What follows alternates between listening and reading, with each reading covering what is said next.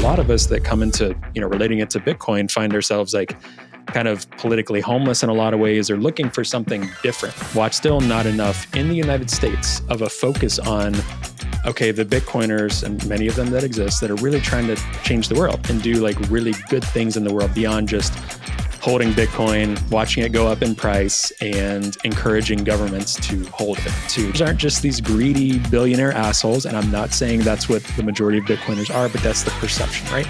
So we want to. Here's the progressive Bitcoiner with Margot Paez. It's been a while, or as the non-autistic people say, it's been a hot minute. It's been a hot minute. I never understood that one. But apparently, it's been a hot minute. So we have Trey here and Patrick. And I guess I would like to start off by saying I have been recovering from a concussion. It turned out to be serious, and it took me a month to recover. And I'm glad to be back. I wasn't sure if we were going to be able to do an episode this month because I spent like half of the time not really being able to do anything other than sleep with a massive headache. So glad you recovered. That must have been quite a fall you had there. It was, yeah. I guess I fell from 8 or 10 feet, but I was rock climbing. Indoor rock climbing, and I've been doing this for over a year now. And I guess I got a little too excited during this one workout, and I had been going for like an hour, and then I was like, yeah, I really want to do this one. I'm gonna do it before I leave. And it had this overhang, so when I went to grab the last hold, like way up at the top, I don't know what happened. I slipped. My hand slipped off and I landed on my back. And normally I land on my feet, but because it was at an angle, it was not really possible for my feet to touch the ground first. So I landed on my back, and then I felt my brain hit my head twice, like bang, bang, like front and back, and which apparently is called a contra coup. And so then my head whiplashed back into the mat. And at first I was okay, and I was like, I feel like, yeah, this was kind of startling. That didn't feel good, but I seem okay. So, I'm really annoyed that I didn't get to the very top, so I'm going to do it one more time. So I went back and I climbed it one more time. Man. I didn't know that part. I knew the first part. You didn't say the second part before. Well, oh my gosh, Margot! Show, obviously, yeah, that was really smart. So I went back, I climbed it one more time, and the second time I did it, I didn't slip off, and I jumped fine. And I got in the car, that was the end, and I was like, I packed up, got into my car, started driving, and then I noticed, gosh, it's really strange. I'm really having a hard time focusing on signs. And my eyes seem blurrier than when I first got here, like on my drive over here. And then I started feeling like tiny bits of nausea that would pop up. And I thought maybe it was the apple that I just ate in the car. And by the time I got home, I started, realizing, like I was laying down on the couch and it's like, my head is hurting. Something is off. And I started thinking, yeah, that felt like I hit my brain a couple of times. I wonder if I have a concussion. So I was like starting to feel a little sleepy and stuff. And my friends were like freaking out. They're like, no, go to sleep. Which apparently, let me just say, is a myth. It's okay to go to sleep. As long as like after a few hours, apparently, like if you don't die like in the first few hours, it's okay to sleep. So I didn't die.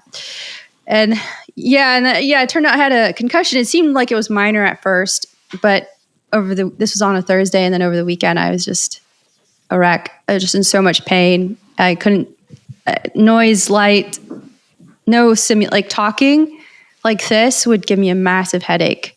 So I had to be in like sensory isolation and just sleep I got a CT scan. It's fine. I'm okay. Nothing super permanent, but yeah, it was intense. I was out, really couldn't function for almost 2 weeks. And then it was just slowly regaining things, the ability to focus, to like, I couldn't listen to podcasts even for more than 10 minutes or sometimes 5. Like, it was really bad. I had to just rebuild my ability to concentrate and do things for long enough periods. And it was only last week that I got back to working. So yeah, I'm relieved. I'm never going to hit my head again. That's what I've concluded. I'm going to wear a helmet everywhere. Because I don't think I can handle another concussion. Oh man, I think you were really lucky there. I told you that before, but now that I hear the car story as well, I mean, driving with a concussion, this could end badly too. Like, it made me think of Severance. If you've seen Severance, or this severed when you said you're feeling a little, you're going in and out of severed state. No, it was. I mean, I haven't seen the show yet, but I know the premise will like cut off certain parts of the brain, and so that they have like a work brain and then the rest of their life brain. Yeah, I mean, wasn't exactly like that, but I had to entertain myself with my own thoughts. So I went really deep and I found old cartoons in my head. So I was just like playing back old cartoons, like Nickelodeon cartoons and Warner Brother cartoons, trying to play songs that I could remember in my head. It was, I don't ever want to do solitary confinement. That's all I know. That's super fascinating. I didn't think about that. What you would do. I don't think any of us have been in that position where, like, nowadays, especially, it's like you pick up your phone, you do this, you talk to this person, but just sitting alone by yourself, like, what does the human brain do at this point? That's super cool. I mean, it sucks, but like, it's interesting that you had to try to do that. It reminded me of, I started thinking about like people before books, before newspapers, before radio. Like, I realized the social center of society had to be so important, because if you'd get so bored. So of course you're going to go to the local tavern, or you're going to go to a play. You're going to engage in all of these things because you literally have nothing else to do. So yeah, I'm glad. Can you imagine? We might have even told each other stories back in those days. Oh yeah, yeah, I'm sure. Like, I don't know if you, Margot, Trey, one thing for someone tuning in who hasn't been on this show in, let's say, a couple of months, and now there's Trey and there's Margot, but the roles are reversed, and there's this weird guy with a German accent. What's going on here? Thank you, Patrick. Help those people out. Thank you for. I mean, this is now a sport accident podcast. Yes. What happened? Yeah, thank you, Patrick, for being the exceptional producer that you are, and reminding me to be a host. So yes, I'm the new host of the Progressive Bitcoiner. Trey is the old host, and Trey is taking a back seat and doing lots of amazing stuff behind the scenes. I don't want to say backseat really, but he's behind the scenes now in a very important role, trying to do something very, very much needed in the Bitcoin cultural landscape, I think. And it's how many months has it been, Trey, since you were the host? So I want to say it was our episode, and it's funny, I didn't actually look back at it before jumping on this, but it's probably like August, September of last year when I took a step back, and I've said it in multiple avenues. I became a father during that time, had time off from work, all of this stuff. I like had time off from work, but then kept myself busy with like Progressive Bitcoiner stuff on the background and all of this stuff with work and the Trump administration. I work in nonprofits, legal aid, so that's been busy. So it's like, I took a step back, but then I became super busy again. And I'm like, man, I can't seem to like take a break. So like I did a little bit, but I feel like I could have taken even more of a break. But yeah, it's been, my brain is not doing math at all, but it's been a little bit since being the host and Margot reaching out when I was like, I need to take a step back, preparing for this and being, Yeah, I think it was September. It's been a while. Yeah. Yeah. So it's been cool to sit back and watch you take it on and do this and figure out what else we're going to do with this progressive Bitcoiner movement thing, whatever you want to call it. Yeah. So I'm curious, how's the baby? Baby's good. Yeah, I was talking to Patrick before we started recording. Baby's doing really, really good. We're sleeping. She's just over 3 months now, nice. Which is good. Seeing some personality. She's like talking, not really talking, but cooing and stuff, which is really cool. It's great. Like no notes. Fatherhood is great. Like I'm having a blast with it. So it's been really fun. Feel really lucky, fortunate. Yeah, and just feels great. I've wanted this for a while, so it's really cool that it's here. And every now and again, I still look at my wife and I'm like, we have a baby. That's crazy. Like, because for so long you're just yourself, or you're with your partner, your friends and family. So it's crazy, but it's beautiful. It's definitely not overrated at all. I'm having a blast. Yeah, Patrick, how long have you had kids? I'm the only person here without kids. Yeah. I have a boy who's 9 and a daughter who's 3. And I can only agree to you. This feeling, you're in for a ride. That's not going to go away. And with all the things that you're going to go through that are terribly hard, this is never going to go away. And it's just going to make you keep going forward. This is congrats to the best decision of your life, And you just said your baby is starting to talk. It's probably one of the last. Maybe your next baby you will already be able to talk, when AI is capable of turning baby noise into actual language, like in the Simpson episode. Another Simpson forecast that comes real. That's so funny. Yeah. Yeah, maybe. I mean, things are changing quickly. Speaking enjoy of the things, ride, enjoy those times. People always say that, enjoy it when they're little.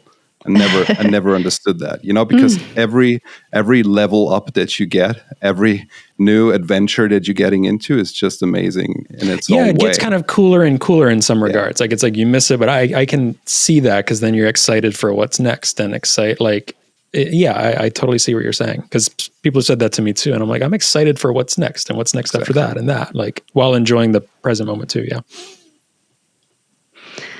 So speaking of the present moment, Trey. What are you doing in the present moment? So what's going on? Okay, you stepped back, you took a step back, and then it sounds like now there's a nonprofit by the name of the Progressive Bitcoiner. And there's a whole board of people now, Progressive Bitcoiners on this board, and I don't know, I might be on this too. I don't know what my role is. I hit my brain a couple of times when this was going down. So I'm still trying to get caught up. So this is gonna be a great show, because I'm gonna find out what we're doing too. Yeah, you're seeing what you're signed up for, or what you were signed up for while you were concussed. Yeah, I'm curious what you guys have done. Yeah. So I'll try to back up, because I think it's an important conversation. I think, I sprinkle things out just very stream of consciousness a lot of times, whether it's through Nostr or previously through our Substack or on X, just kind of whatever I feel like the moment is right, and trying to be authentic to what I'm communicating. And there's a lot of things that happened prior to this, and that I've talked about with you, Margot, on this show and offline, and others through the podcast the past year when I was hosting, of like my own like conflictions with the term progressive, with like the left and progressive movement in the United States. Like a lot of us that come into, relating it to Bitcoin, find ourselves like kind of politically homeless in a lot of ways, or looking for something different because we feel like the system wasn't working, whether you were a part of Occupy or whether you were a Bernie bro and didn't like how corporate Dems took over. Like so many of those folks found themselves in Bitcoin, or kind of like figuring out what that meant for them, around the world, not just in the United States, but a lot of this will be US focused. So, for a while, doing the podcast, having different conversations, seeing how the Democratic Party was going, I just was like, I don't know. To be honest, part of it was like, I don't know what I'm doing here. Do I want to keep doing this in this way? I know Bitcoin is important and I know what I'm passionate about as like a progressive left person, but does the progressive Bitcoiner feel right for this moment in time? All of this stuff, and with Biden and Harris and Gaza and just so many things as like a left person, it just was like, man, do I even want to call myself a progressive? Just all of these things, right? So I was feeling all of that on top of the personal things that I was going into, such as like fatherhood, such as taking on a new role last year. I'm a development director for a legal aid organization, taking that really seriously. So just all of these things I was trying to balance and trying to, for all of us here on this call, you have to, figure out what's important and what do you want to focus your time on. So I knew that I needed to take a step back from this, like hosting the podcast, just practically, but also like the juices were kind of running out in terms of like my desire for it. And then you kind of stepped in and was like, I think this should exist. And that was interesting for me because I think you were one of the first people that reminded me that this is important, which is really cool because I was doing it. And at times my own doing felt a bit isolated, right? I kind of felt isolated in doing it. Was just like, is it important? Is it making a difference? Yada, yada, all this stuff. So much content out there, so much whatever. And you were like, we have to do something. There's no like focus on the left in Bitcoin. So that was the first thing that I was like, interesting. You're definitely right. Okay, cool.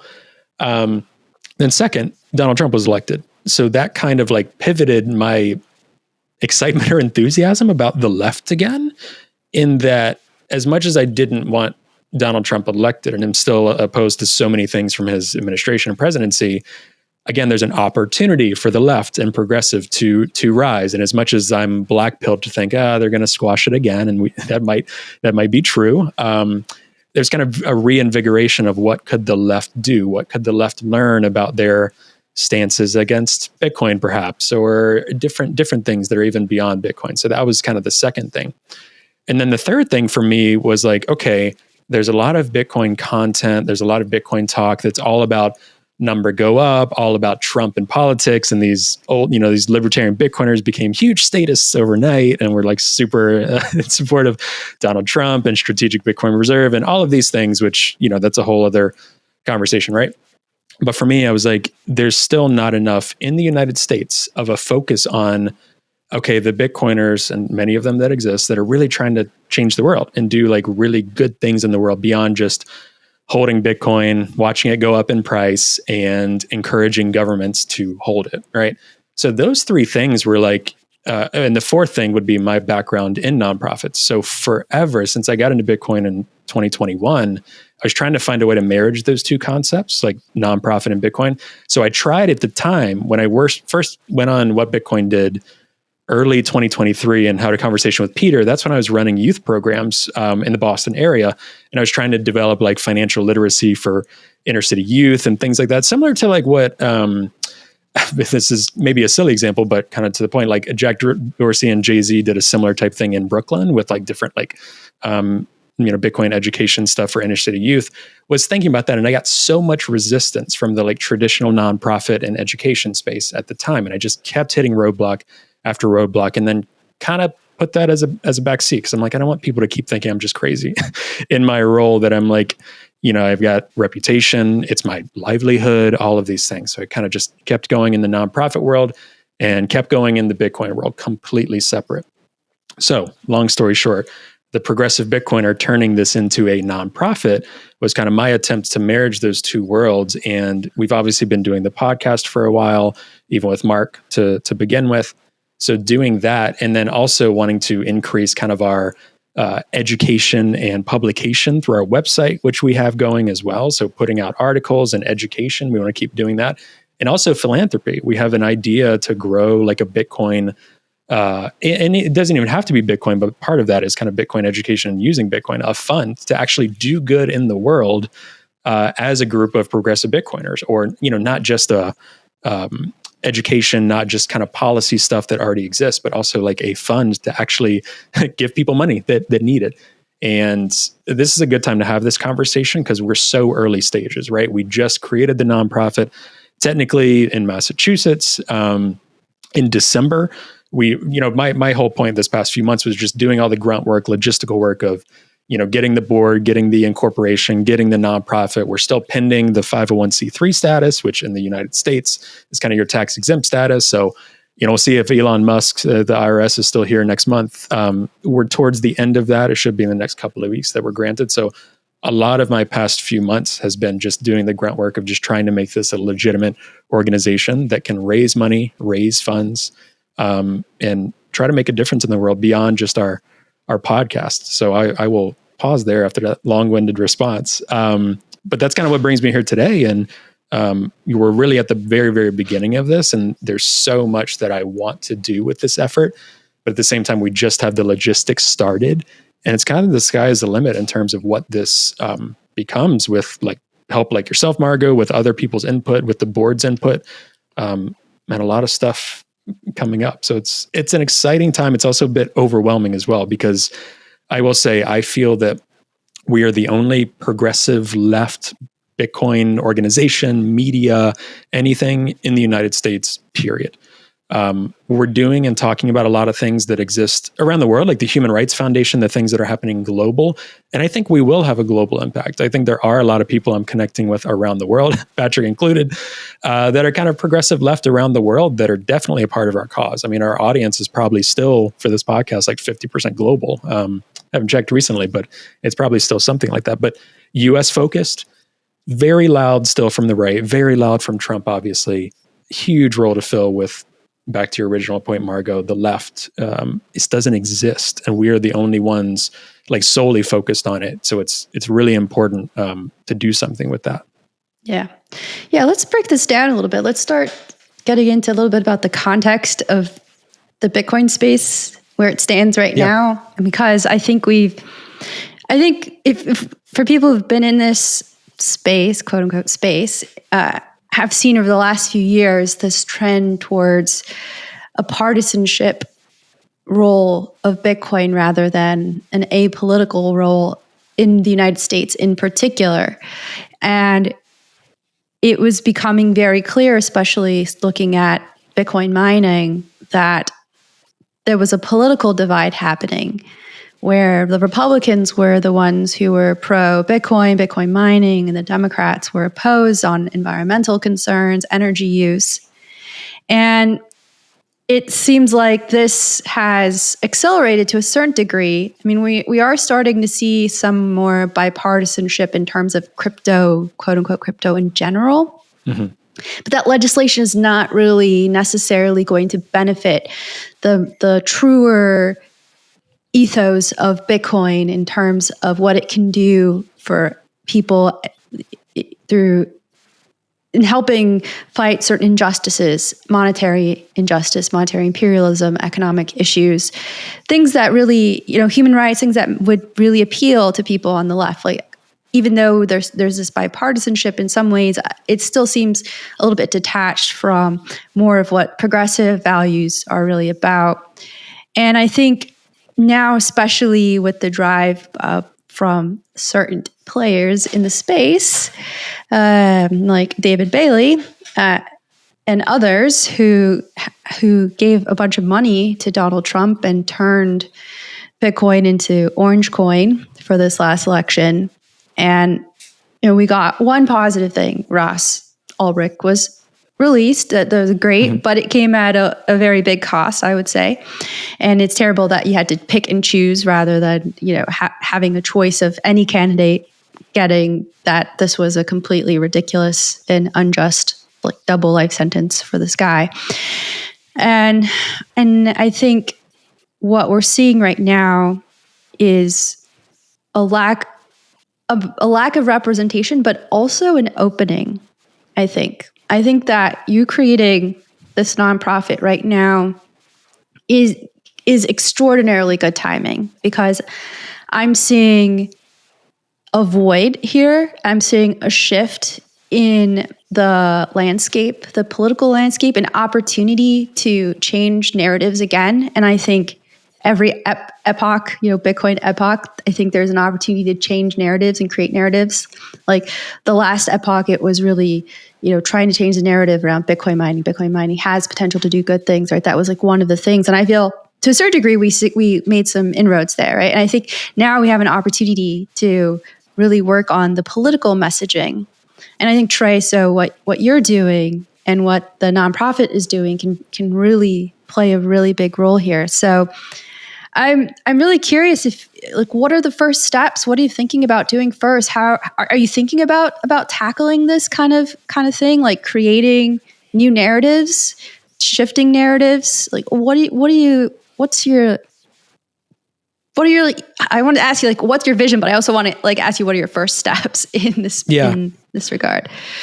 Yeah, well, I think what's helpful is because I'm very, I can be all over the place too with what I'm thinking about, that's been the whole kind of past year, a couple of years in Bitcoin. And I think trying to set this up as a nonprofit, you have to think about things like, different bylaws and articles of incorporation and people asking what your mission is, what your values are, things that I have done for organizations in my normie world in nonprofits that I'm like, oh, I get to do this for this now. This is pretty cool. So for me, that really helped hone in on the vision of what we're doing, because I think for so long, I think I just experimented a lot with the podcast over the past year. I'm like, sometimes it felt like I was educating Bitcoiners on what progressives are and that not all progressives are evil. Mm-hmm. Sometimes it felt like I was trying to educate progressives that Bitcoin isn't. It was just kind of like we were serving or trying to serve too many and everyone. And it just wasn't really hitting home the point of why this exists, because there's other people doing other things. So what is our niche? And for me, it kind of came down to focusing on educating and bringing awareness to progressives about Bitcoin and increasing adoption of Bitcoin among progressives. So that means progressives and progressive causes that, again, that's a lot of different categories perhaps, but using Bitcoin, like actually using Bitcoin and using Bitcoin as resistance money, using Bitcoin in ways that are good for progressive causes, in a value-based, a savings-based way, but also in a resistance money-based way. So for me, it helped hone in on what are we doing here?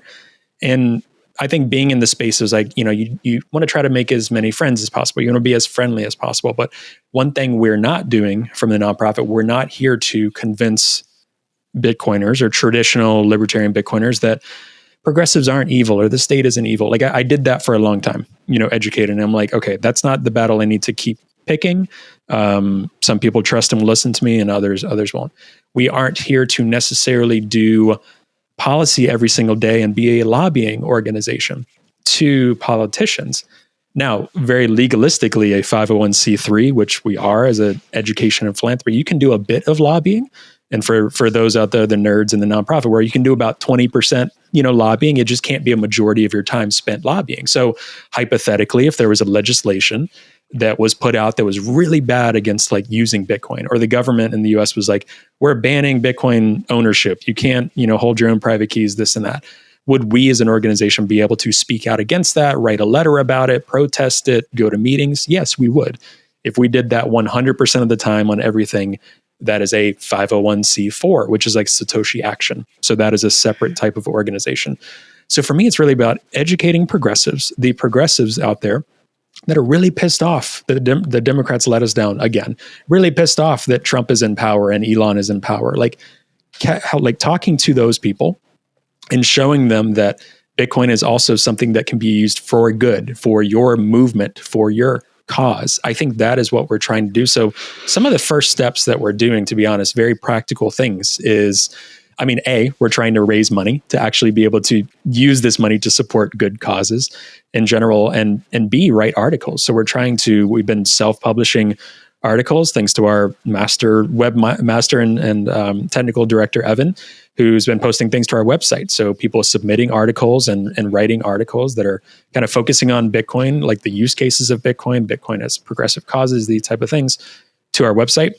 And also, we'd like to start donating to different causes that can be connected to Bitcoin, but also not, because we want to show people that Bitcoiners aren't just these greedy billionaire assholes. And I'm not saying that's what the majority of Bitcoiners are, but that's the perception, right?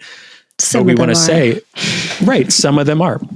But we want to say, hypothetically, that if there's someone that we're connected to or someone that we reach out to, that like LA Fires is a good example, right? Like literally just supporting a community and being like, the progressive Bitcoiner is here to support people in the community, in the country, support progressive values, all of these things. And this is a donation, or we are funding this, or we're going to rebuild this community center, right? And it doesn't have to be in Bitcoin, right?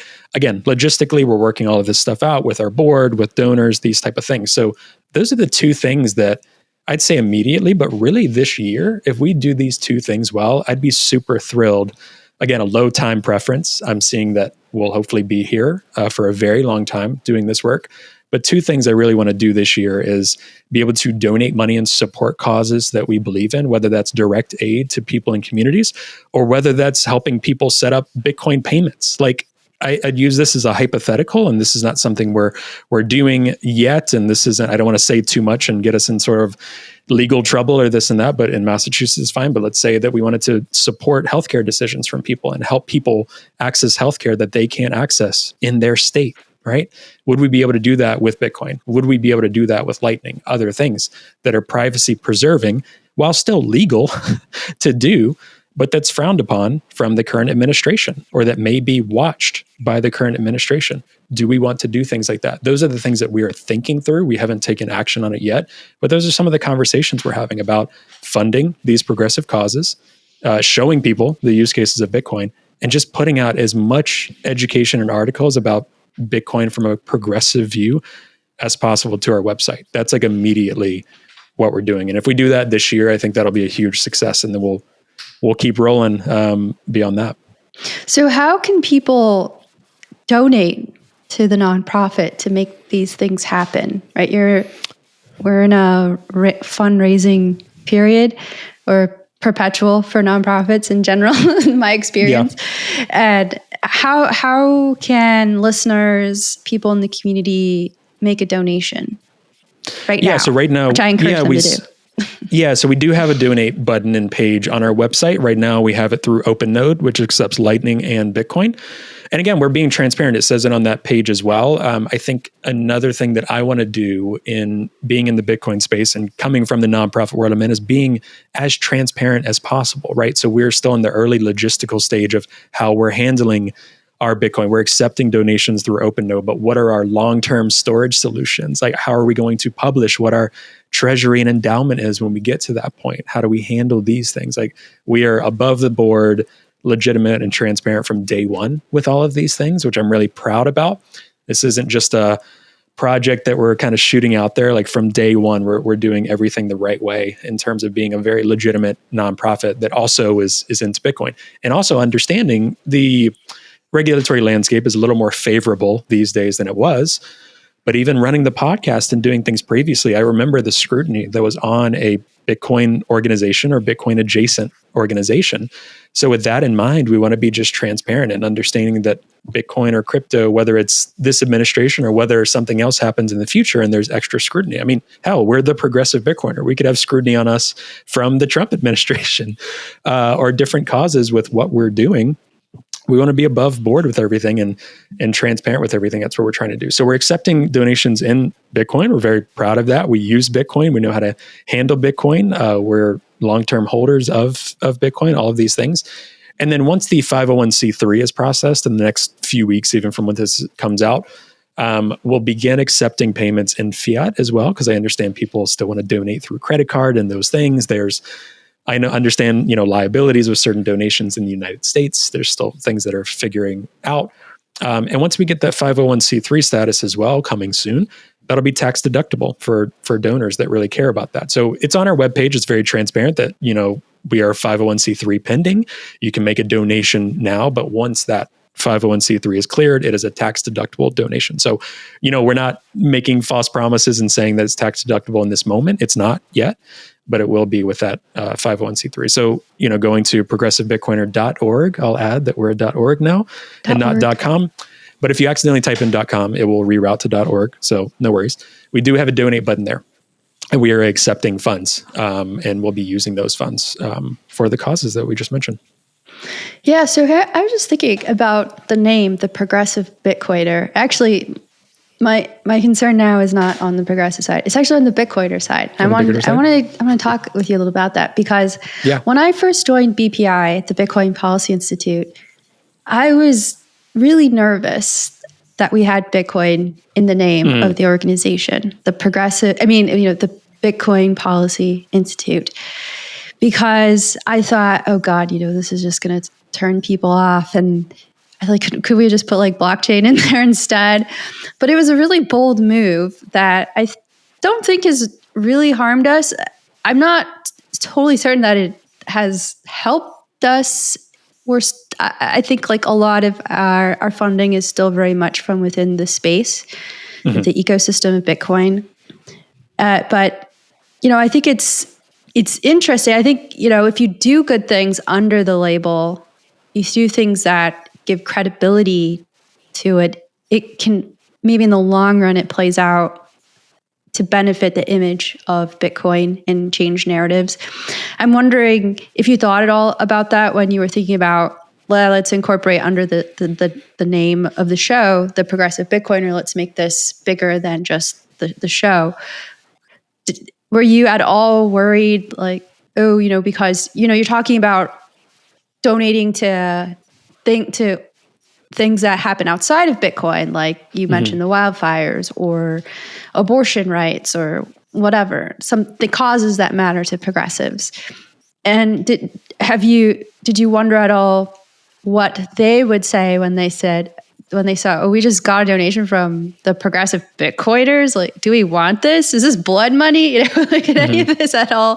Do you think any of this at all matters? Yeah, that's a good point. And I think what's really cool about this conversation is that we're always going to be exploring best options. And I think any organization that's run really well, you're always assessing these things. So right now, it is the Progressive Bitcoiner Inc. Will that always be the case going forward? I'm not sure, to be honest. But I know who we have, who we're working with, what we're working on, and that could change over time. Right now, I still think it's kind of cool to try to push that, and still very, very important. I mean, our bread and butter, right, is like doing this podcast. I want to do more media. I want to do more stuff that's focused on Bitcoin, so that when people see the Progressive Bitcoiner, I thought, that's, it's still a thing we're working through. Like, oh, those two can't go together, like less and less, but that's still a thing that we want people to see. Yeah, there are Bitcoiners that want to use money for good and believe in a bit of, like, I don't want to know if you want to call it welfare or support or things like that, right? Not just hoarding Bitcoin and sitting on it like in Michael Saylor fashion, right? Like, our organization is a very active, mobile, using Bitcoin, funding different causes in a very similar way. And I'm inspired in two ways, almost by like what HRF does and also by what BPI does, and see different partnership potentials with both of those. Like, HRF is a very active, using their funds, using their Bitcoin for good in the world, for sometimes niche cases, but also larger cases. Can we do that for the progressive left in the United States? Will there be some people that get turned off by this? Yes, possibly.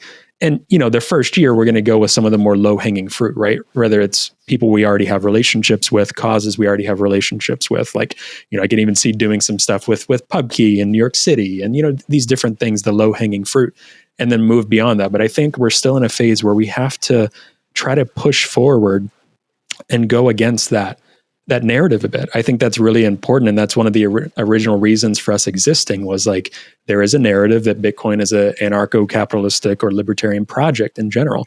And that's just not true. Again, in my mind, and it's really hard to explain what Bitcoin is, but the best people that do it are the ones that try to do it in a simple way as well. And, Bitcoin is this neutral technology, and that anyone can use it. And there are people that can use it possibly for bad things and good things, just in terms of how people use dollars and different things like that. We want to use Bitcoin for good. We want to show how it can be a force for good. And at the same time, a lot of us, all of us on this call, others a part of the organization, come into Bitcoin from progressive backgrounds and already doing other things. So I am definitely not one of those people that says Bitcoin fixes everything. I think Bitcoin is an incredible tool. So yes, am I looking for our organization to do more than just talk about Bitcoin nonstop, which sometimes I'm like, there's only so much you can talk about Bitcoin, right? And Bitcoin it's always complicated. There's always things you could talk about, but also it's very simple. We want to do some like kick-ass awesome things as like progressive people, as progressive left people, as former Occupy protesters, as people that have our own thoughts and passions with political movements and wanting to change the world. So it's not just going to be Bitcoin every other sentence. It's also going to be like, we also want to do cool things in this world.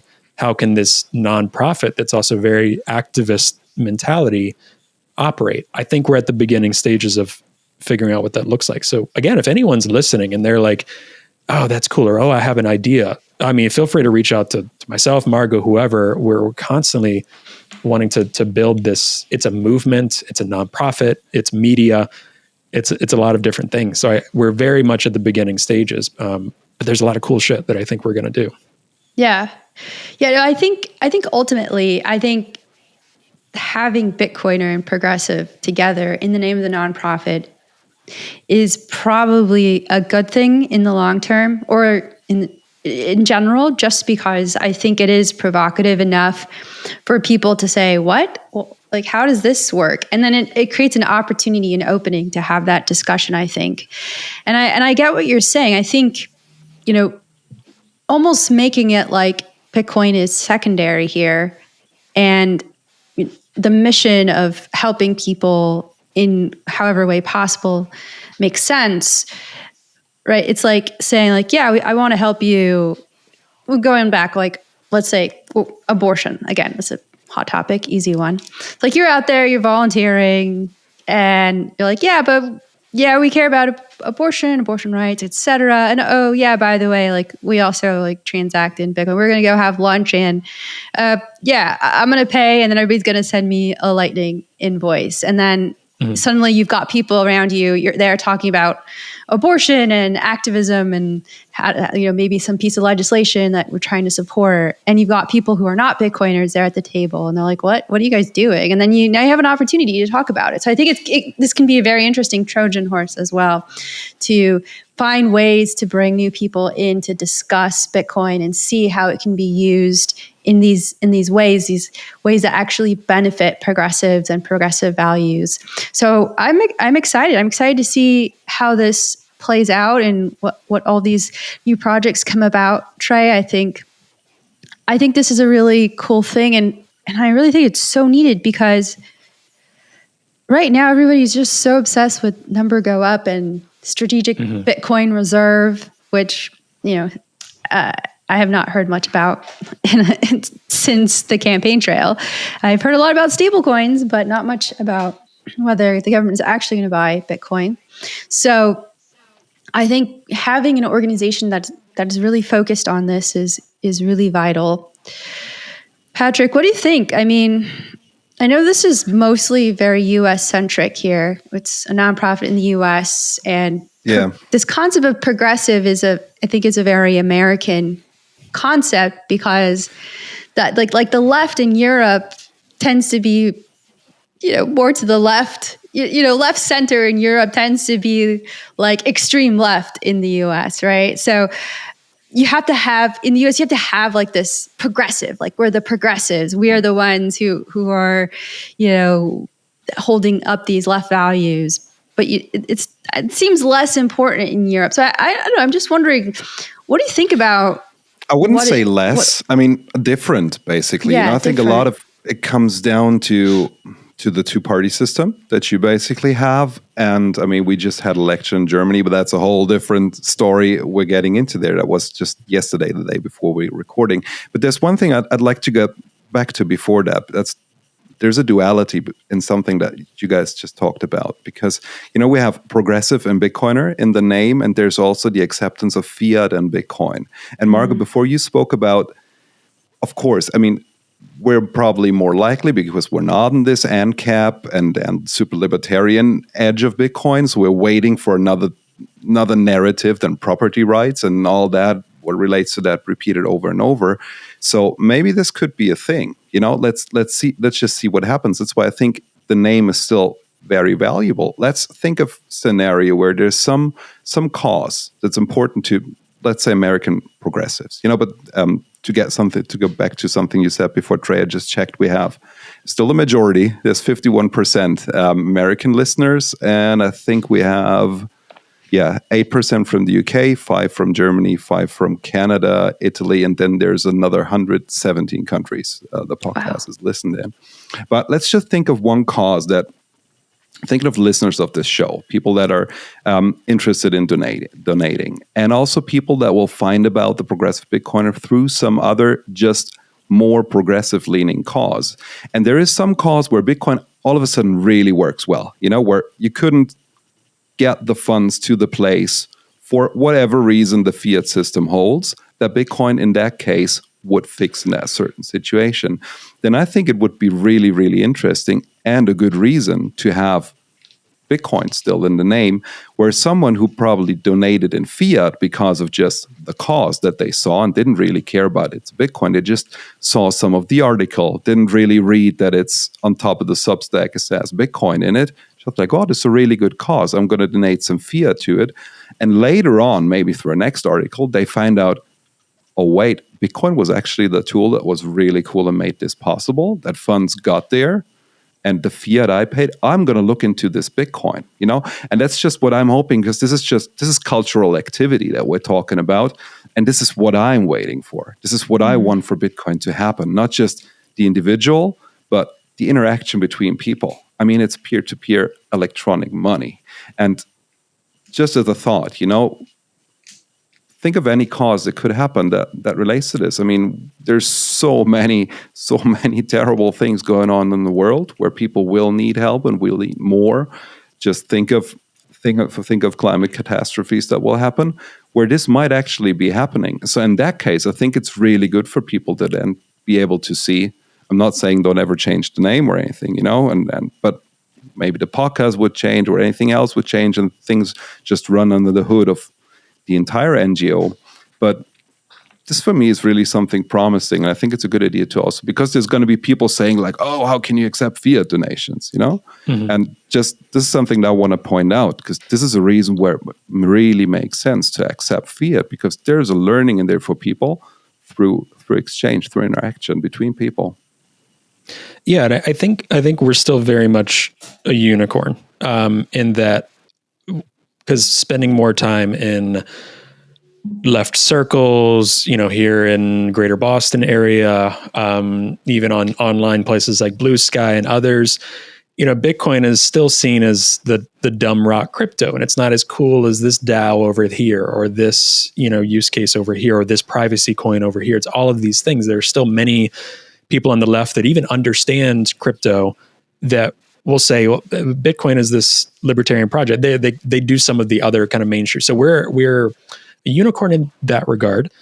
We're a unicorn from a lot of Bitcoiners, and the reason it's kind of hard sometimes is the reality is, especially in the US, right? Like one of our bigger supporters and sponsors of this show has been Bitbox, and they're Swiss based. So some of the best conversations and the people who are like, I get it, I support you guys, have been European Bitcoiners and European companies. A lot of the US based Bitcoin companies and Bitcoiners are more of the right, are more like, yeah, sounds great, but aren't financially supporting or aren't supporting more than that, right? And again, this isn't me to dish out this, and I'm not going to like call out people, but I'm just stating the obvious of we're a unicorn in this space, and it's really important. Again, in the US, I'm trying to get more into. There we go. There's a Bitbox right there, an unopened one. Nice. I haven't opened it yet. I'm really sorry, guys, but. Yeah, Bitbox, sponsor of this show.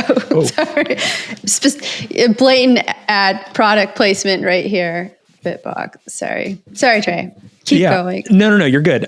So back to the fiat and progressive. So trying to get into more progressive and kind of normie circles of seeing what we're about to get more support beyond that, because quite frankly, the kind of a lot of the Bitcoiners in the U.S. and Bitcoin companies in the U.S. are more right-leaning, maybe directly donated to Trump, right? And back to kind of David Bailey, it's funny, I've listened back to that conversation before that I had with him last year.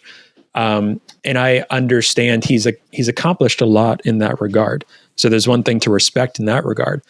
But me coming from the progressive left, again, our ideological differences aside, or his views of politics in general, which sometimes him and I don't even necessarily have ideological differences on some things. It's his view of power, and the person that's likely to win, we're going to go work with that guy, right?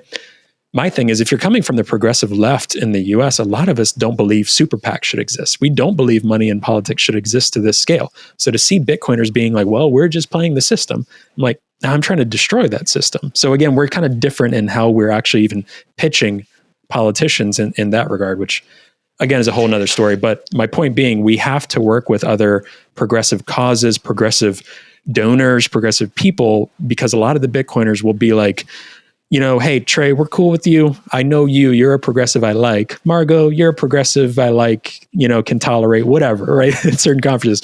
But in terms of who they're going to give money to and support, it might not be us. Or they'll be like, well, it's too political sounding. Sorry, we're not going to donate to that. But then we'll give to this other cause that's definitely still political, but just on the right? So that's kind of where we got to still appeal to normies with fiat donations. Also, that's the world we live in. Like our tax structure is not as great with Bitcoin still in terms of donations and payments and all of these things. So we're trying to work with that. But a lot of what I feel constantly with this cause is, why did we get into Bitcoin in the first place? Why did I've been in nonprofits my whole life before this. It was because I saw that it could do some good. I saw that it was different from Wall Street and central bank control, all of these things. It's not the end in and of itself. It's the means. It's a tool for certain uses. And I think I'm trying to prepare for a world where Bitcoin is more and more needed, more and more used. And sure, maybe the US dollar collapses, all of these things. I still don't think that happens in our lifetime, but more in a resistance money fashion where someone's in an abusive household or relationship and their bank account is monitored by their partner or whatever. They can use Bitcoin privately. They can accept Bitcoin. They can have Bitcoin and their partner doesn't know about it. If someone's trying to get healthcare services or I've said this example before 100 times where Planned Parenthood, their banking relationships just end in a certain state because the state doesn't want to ruffle feathers or get in trouble. They're still legally allowed to operate, right? But how do they get money? How do they get resources? Well, Bitcoin can be there in 10 seconds, right? Over Lightning, over eCash, Fedimints, all of these different things. That is what I'm trying to think of, that some people be like, oh, that's not coming or that's not going to happen. Well, a lot of things have been happening that 10 years ago we'd have said never would have happened. So I'm trying to prepare for that world in the United States. And hopefully our organization can help in that regard.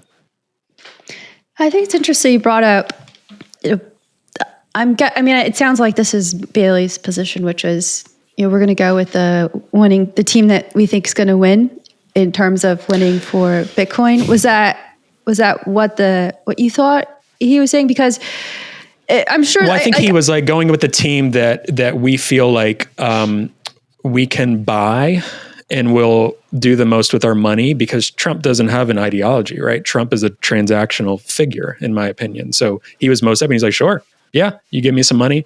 All right, I'll free you, Guy Ross, which is great, but also kind of gross that was the transaction, right? From the Libertarian Party and from Bitcoiners. He got a big check and he's like, all right, yeah, what's his name again? Ross? Okay, yeah, sounds good. Okay, sign it off. That is a transaction. So Bitcoiners, in one regard, saw that he is a transactional figure, that the ends justify the means. I understand that argument, not crazy about it. And there are differences there. But so for me, maybe it wasn't like, oh, who could win the most, but who would be the most transactional. And the Harris campaign just completely fucked that up, to be honest, in terms of any communication with the industry, that's a whole nother thing. But even in terms of using those traditional avenues, I don't think that Bailey and Bitcoin Magazine and others did as much as maybe they could have in that regard. But even if they did, I still don't think it would have been met very kindly as other groups tried to work with the Harris campaign. I tried to a little bit with Crypto for Harris, which I've talked about on this, and that was just insane, just crypto mumbo jumbo and blockchain this and that and again, I'm not one of those people that says everything is a shitcoin, because that's not true. But a lot of these things that were amplified were almost fraudulent companies. Yeah, right. Almost everything is. And a lot of these things that were platformed, and the founders and Chris Larson and all of these people, it's like, come on, like, what are we doing here? So I kind of backed out very quickly. I wasn't officially a part of it, but I was trying to help people that were running it, give some ideas about Bitcoin and Bitcoin mining. None of that was communicated because it had the word Bitcoin in it, and they wanted crypto blockchain. So the reason why I bring this up is because I think it's ironic. Because you're talking about, maybe people would be like, Trey, you're a tolerable progressive. Margot, you're a tolerable left-leaning, whatever. But I think it's interesting that the kind of direction that some more wealthier, let's say, people in the space have taken, and also leadership in more powerful corporations, particularly in the Bitcoin mining industry. The path that they took was this very high short-term view or high time preference approach to politics, and they went for state, top-down adoption kind of thing. Like, let's get what we want by going to the very top of the political power ladder. And push for something that we think is going to benefit us, which, when you really get down to it, if you're asking the government to buy a bunch of Bitcoin in a strategic Bitcoin reserve, I still think that fundamentally this is all about number go up and securing number go up, right? And I think that's fundamentally what that's about. And people can disagree. I know within our own policy institute, there are people who disagree with me, which is fine. But I think that it's ironic because everything that we've been talking about here about what we're trying to do with the progressive Bitcoiner, what your vision is for the nonprofit, that it's a very much grassroots bottom-up approach to Bitcoin, which I think is really what Bitcoin is supposed to be about. It is supposed to be this bottom-up, decentralized system that anyone can participate in, that anyone can benefit from.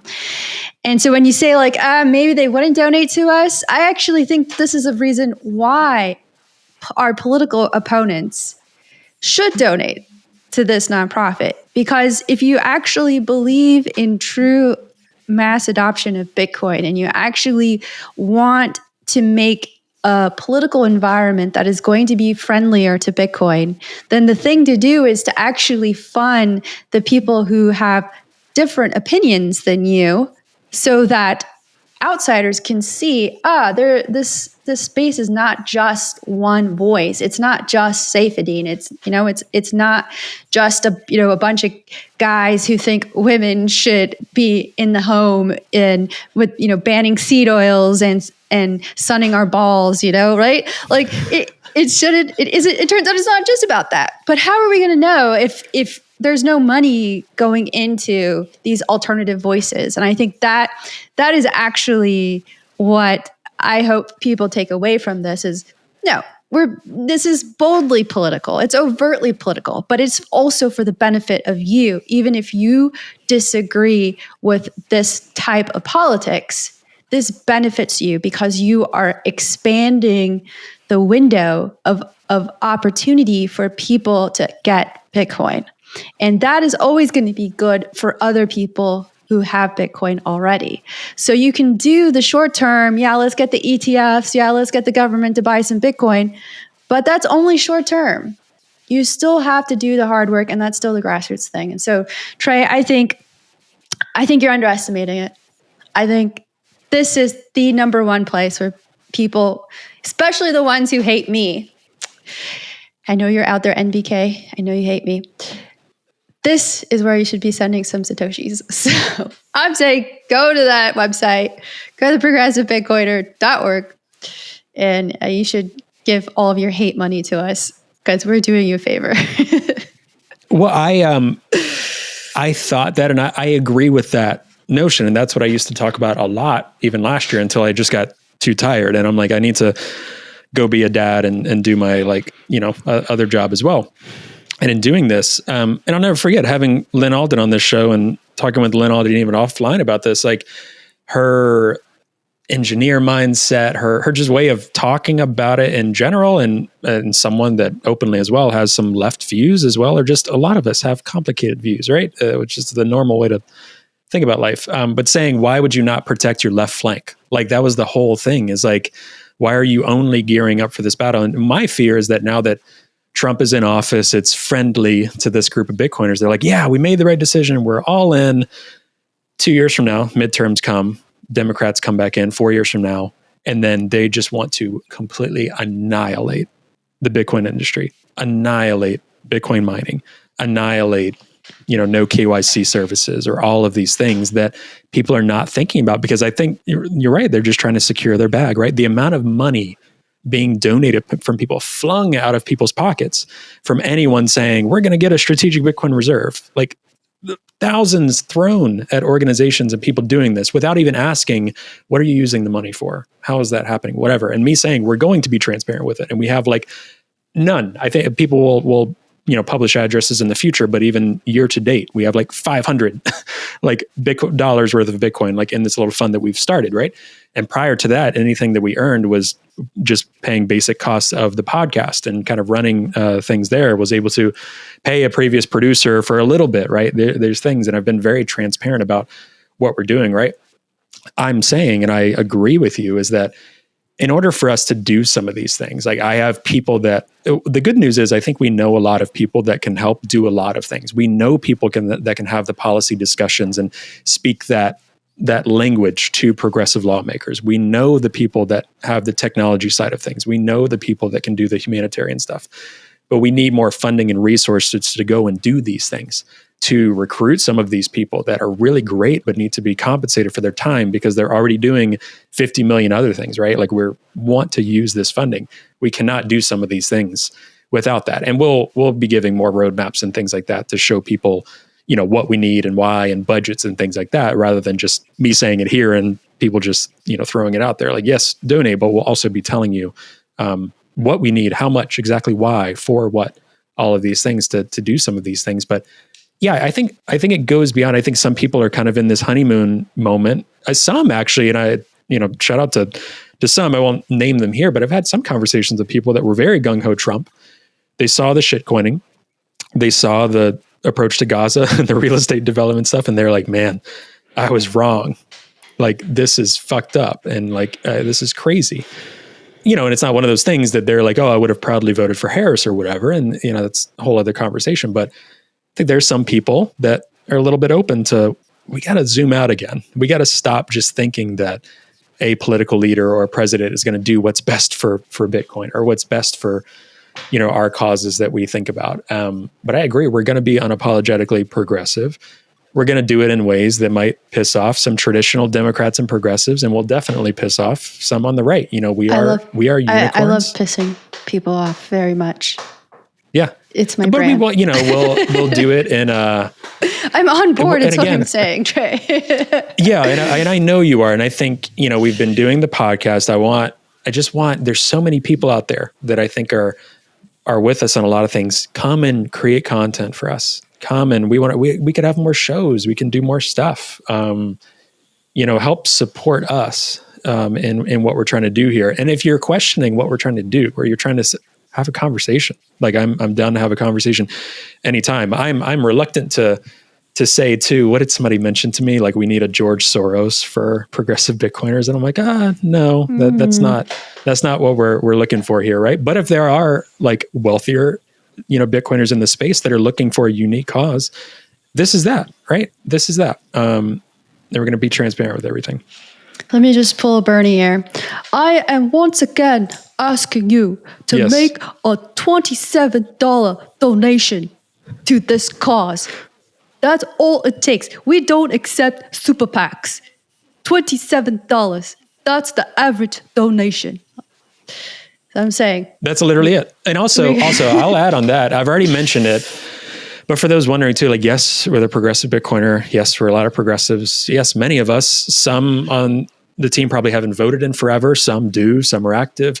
We can't, as a 501c3 nonprofit, endorse a political candidate. So you're not going to see us endorsing a political candidate. We'll talk about values. We'll talk about things that maybe align with something that maybe a candidate is saying at one point, but we literally cannot. We exist for education and philanthropy causes. That is so we're not going to take your money and then support a candidate. We can't even do that to retain our nonprofit status. And I wouldn't want to. That's why I set it up in this way. And it's not a lobbying organization. It's not a PAC organization. There might be other left groups. There are other left groups that are doing PAC work, and that's fine. That's not I'm indifferent at best, at worst. I'm really against it, but it's just not my focus. And I think even beyond my political views, my values, all of this, when I first got into Bitcoin, started learning about it. And then I was, seeing just the landscape, the media landscape. And I was like, oh, I'm like against a lot of what they're saying here, but I think Bitcoin's really cool. From day one, I was constantly like, if I'm going to do anything in this space, I'm always going to ask, does it already exist? Why am I doing this? And is it just duplicating efforts that I could just support, right? So I think there's some things that Bitcoin Policy Institute that is doing really, really great. We're not looking to duplicate those efforts. Do I see us working in tandem with them on certain things? Maybe we can be more progressive left in certain ways that they cannot, trying to be nonpartisan. Yes, same thing with HRF. So we're not trying to duplicate efforts.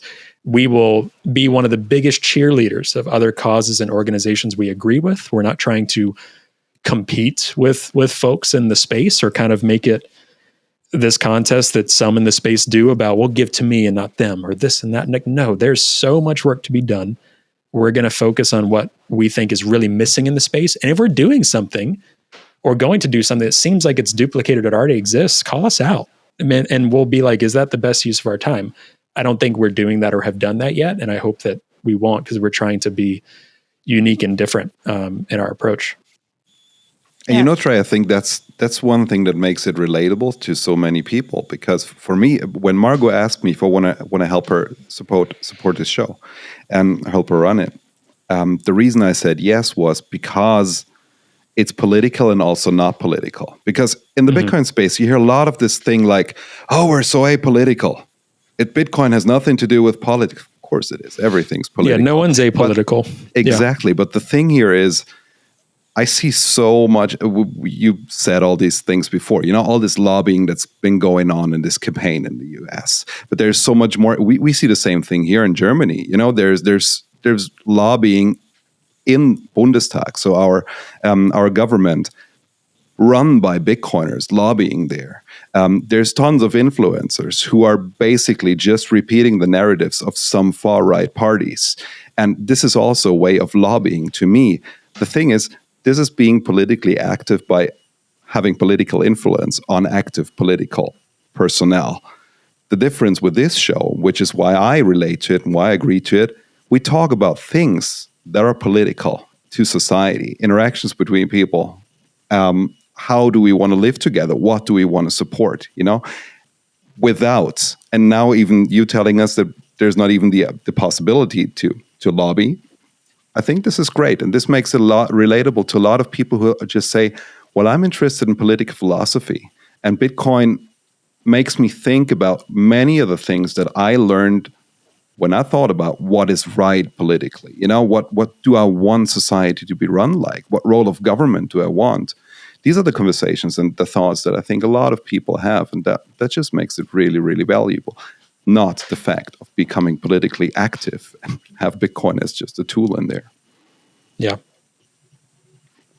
Well, we are at the hour here, so I think we should probably wrap up a little bit. But Trey, is there anything else that you wanted to share about the launch of this nonprofit, the mission, or anything else that we didn't get to? Because this is kind of like the first kind of public discussion, I think, about what's been going on behind the scenes. So I'd hate for our listeners to miss anything important if I have failed to ask the right questions.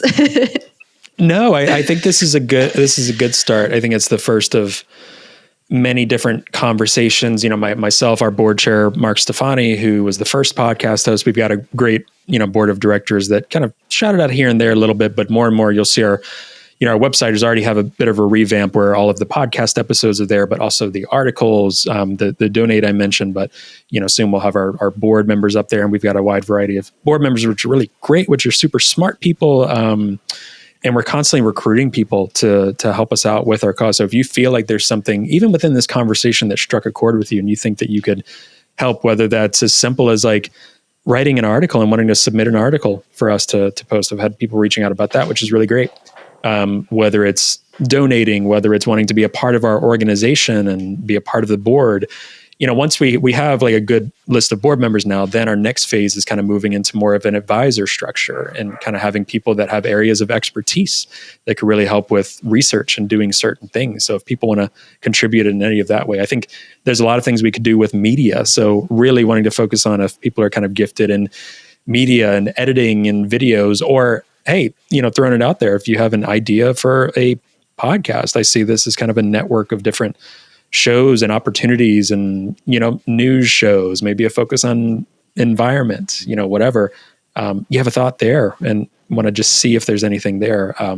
Feel free to reach out as well. We do have a contact form on our website. I'm definitely most active on Nostr, which again, I guess I just like being unicorns in places, but I know Nostr is a little bit more libertarian, right leaning, but I'm trying to get some more lefties there because I think it's really good technology. I'm on Nostr. I'm begrudgingly on X with kind of a new profile that I wiped my old profile out of protest because I was pissed off at Elon.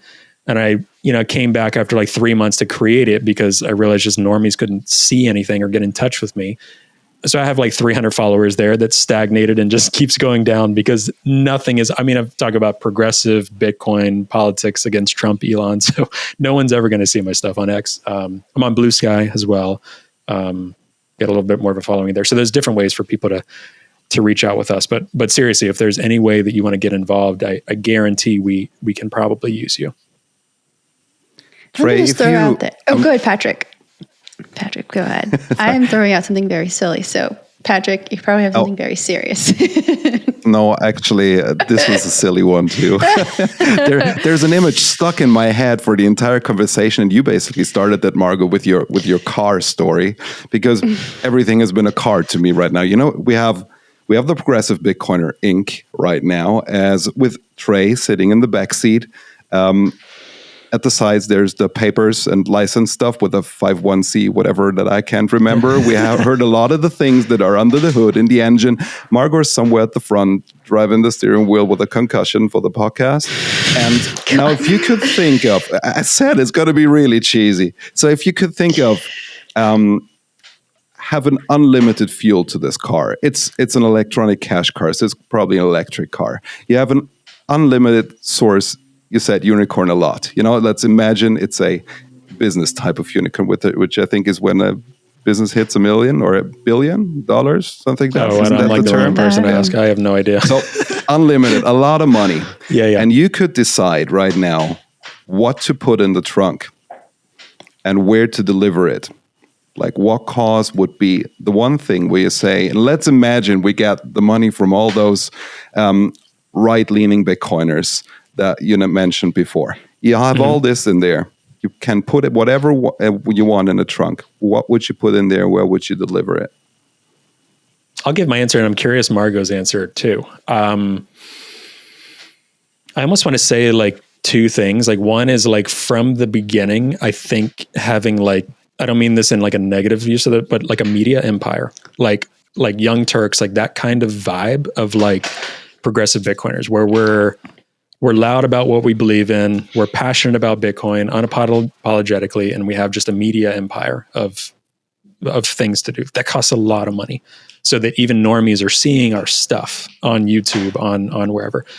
And two, that we have as many people as possible in the United States, starting with maybe progressives that can see that hold and use Bitcoin, like Bitcoin businesses, like progressives that are saving in it, right? And their retirement fund, just more working class people, low income people in the United States have and are using Bitcoin, because over the long term, I think that's going to do a lot better for them than their paychecks that are eroding over time. So like doing those two things, and that's kind of the philanthropy and the media side of it. That for me would be in the trunk. And I would be like, that was such a great use of like our time here with this organization and what us group of growing progressive left, whatever you want to call us, are trying to do.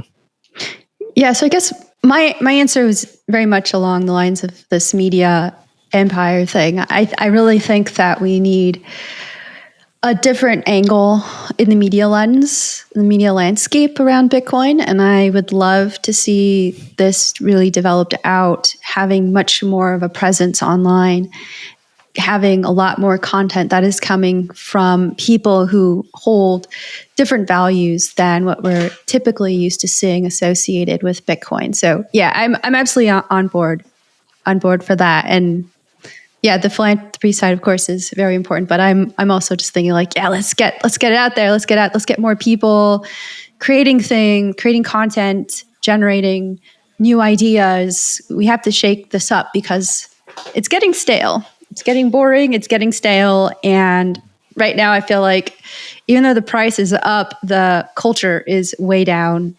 Very boring, not great. Yeah. We need to make Bitcoin culture great again. So, and you know what? People would agree with you. The people that are the loudest or the most prominent online or in Bitcoin right now are the ones that are very wealthy, that are just looking for they could have just bought NVIDIA or some other stock and just been like that. There's so many people I know and have had personal conversations with, also see online, that maybe they wouldn't say they're like progressive or whatever. There's quite a few like, cypherpunks that don't want any state or are anarchists, but are much like Shinobi's a great example. Shout out Shinobi. From day one is always like, man, you progressive Bitcoiners. I think he even wrote an article like 6 months ago or something that was like, something like kind of the progressive Bitcoiners are those that have been doing this, or some of the only people I see talking about Bitcoin in the way that I think Bitcoin should be talked about or approached, or seeing the good, the value in Bitcoin as resistance money, as freedom tech, of all of these things, like shut up about number, go up, right?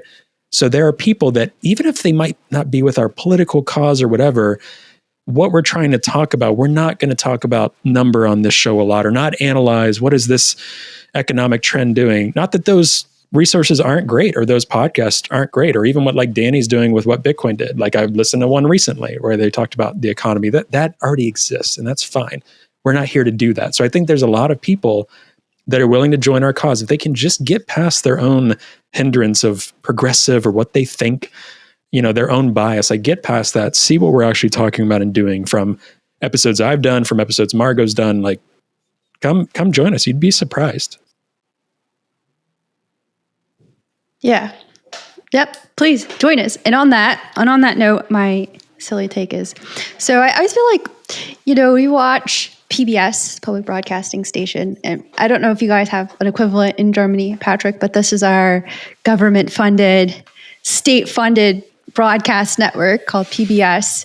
And whenever they do fundraisers, they always offer something, and they'll have famous people come on and they'll like, yeah, we're offering a box set of 1960s folk music, and if you donate $100 right now, you too can get this golden box set of the greatest hits of folk music from the 1960s. So I was thinking, this isn't really a fundraiser episode, but we really are saying, like, if you like this show and you like what we're talking about, you really should donate. So I was thinking of offering something. So I was thinking of offering for every $27 donation that we get, I will write a personalized letter to you. And Margot, you might get some creepy comments on this episode. Oh man. I will write you a letter. All right, $27. Margot will write you a letter. 27 Bitcoin or 27? No, Sats. It's 27. Just to keep playing on the Bernie Sanders trope of the election. If you make a $27 donation, I will make you a personalized letter, and I will stick a sticker in there. Sweet. You're going to get people taking you up on that, for better and for worse. Yes, this is the internet. I'm aware of that I'm doing something very dangerous. All right, guys. Oh man. I can tell that's the concussion talking, people. I can tell that my concussed brain is getting a little tired, so I think it's time to wrap up. Thank you both. I want to shout them out too, because they won't. Everything you're seeing right in front of you is like a volunteer effort. And Margot stood up when I was tired, and also just practically needed to, and taking this on when Margot, and anyone that knows Margot in the space, is already doing a bajillion things in the space, including incredible mining work in addition to her belief in this cause. So I really appreciate you continuing to do this, Margot, and being a part of this and open to it. And you're kicking ass at it. You're really great at it. I've enjoyed the episodes a lot.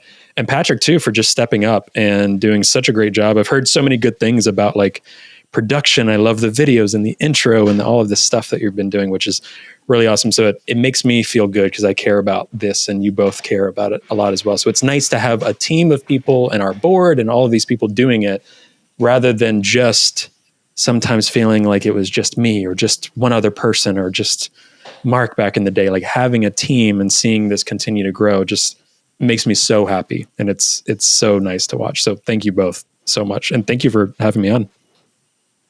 Absolutely. It's been a pleasure. Patrick, any last thoughts before you wrap up? Patrick, our amazing producer. You need to keep telling those people that they should subscribe. Subscribe.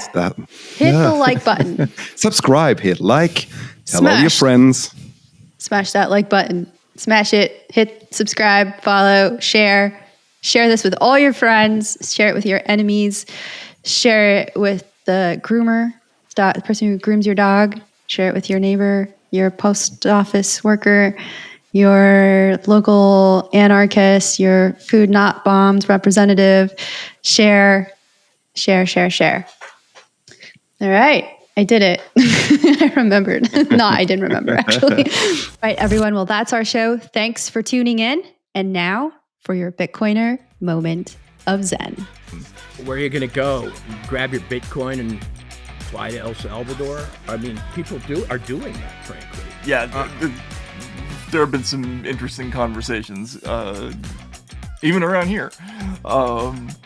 But I was at a party in New York last week for County Highway, our first anniversary as a newspaper, and there was a writer who moved to Portugal, and he seemed much calmer than everybody else who actually lives in the United States. He seemed to have solved the problem. What did he care from Lisbon, you know? Yeah, no, that and honestly, having been an expat for a long time, when I lived overseas, I was never happier about American politics than when I didn't live here. It was awesome. And I could watch Russia go up in flames and laugh about it. And the funny thing is, when 2000 happened, the Bush v. Gore thing happened, I had Russian colleagues who forced me to drink with them because they wanted to celebrate how fucked up America was for once.